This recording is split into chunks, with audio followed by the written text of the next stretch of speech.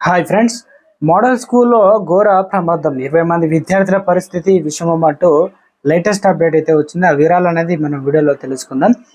అదేవిధంగా వీడియోని స్కిప్ చేయకుండా పూర్తిగా చూడండి. కంప్లీట్ ఇన్ఫర్మేషన్ అయితే అప్పుడే అర్థమవుతుంది. ఇంకా మీలో ఎవరైనా సరే ఛానల్ సబ్స్క్రైబ్ చేయకుండా చూసినట్లయితే దయచేసి సబ్స్క్రైబ్ చేసుకున్నట్లయితే ఇటువంటి లేటెస్ట్ అప్డేట్ ఎప్పటికప్పుడు మిస్ అవ్వకుండా అందరికంటే ముందుగానే అందించడం జరుగుతుంది.